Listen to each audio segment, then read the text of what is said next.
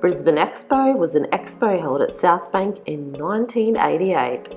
It was a significant event for Australia, showcasing the city of Brisbane to the world, and I'd argue that it's still one of the best events in Australia, and it is fondly remembered by the crowds that attended. The expo featured a variety of attractions including rides, cultural performances, art exhibitions, and displays of cutting-edge technology of the time. South Brisbane at the time in the 1980s was predominantly a mix of industrial and commercial sites along Grey Street and Stanley Street. Brisbane got busy with the large construction job to prepare the city to host this event with helpers from across the world. Expo 88 had many different pavilions that needed to be built and represented over 100 countries and organisations. Each pavilion was designed to showcase the unique culture, technology and innovations of its respective nation.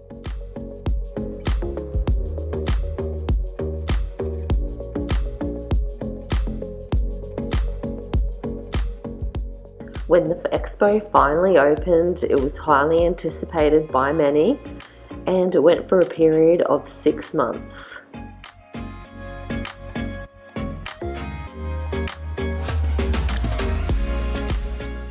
Each pavilion was carefully designed, and the Switzerland pavilion even had a ski slope. Can you believe it?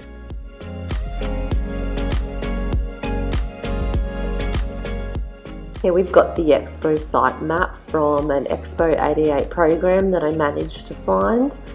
And yeah, it's a large expansive area that they managed to fit all the pavilions in. And what's interesting is that there was a USSR pavilion and a Yugoslavian pavilion. Of course, these countries don't exist anymore.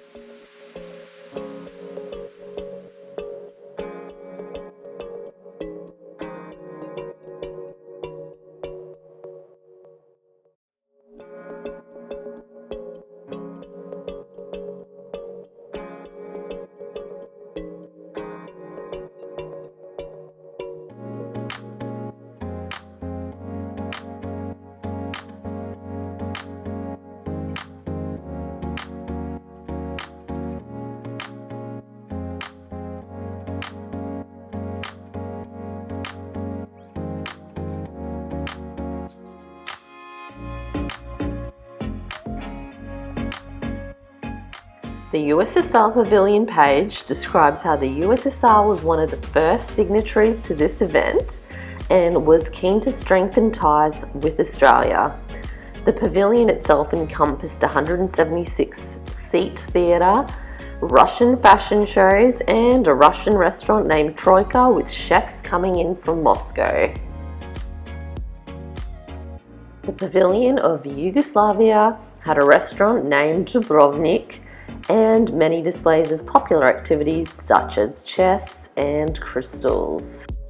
It was 1988, still before the fall of the Berlin Wall, so we have the West German Pavilion here, which displayed the latest Mercedes cars, and a fountain which was timed to music with 18 water jets, and people could even use a microphone to make the water dance to their voices. There was also a Munich beer garden.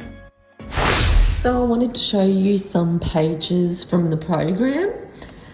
Here we've got spread out, and it shows how each pavilion has its special national or corporate day, and actually whole weeks were devoted to leisure and recreation themes, which is pretty interesting. And here's an advertisement of Tops in Maya, which is pretty amazing, and that's long gone. And the old telecom is mentioned throughout. So this is the first time I'm seeing this World Expo passport to myself. I'm showing the name and so on, as this person doesn't live in Brisbane anymore.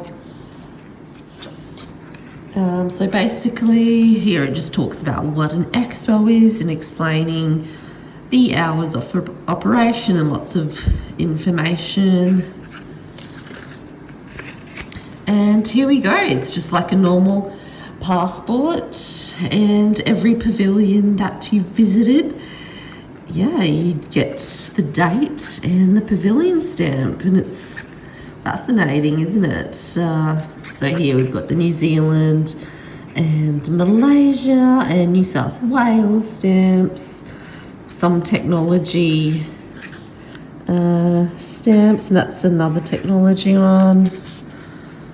And at the bottom of the passport here, there's just little facts, fun facts about Expo.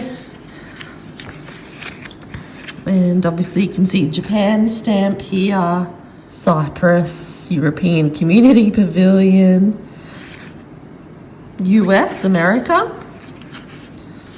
How cool is that? USSR. What's that one? Queensland. I think that's the UN. There was a UN pavilion as well. China. Looks like Queensland, Solomon Islands, PNG, Vanuatu, Fiji. Looks like this person pretty much went to them all. I hope you've enjoyed this closer look at the Expo 88, and if you have any memories of attending, please leave them below in the comments because I'd love to read about it.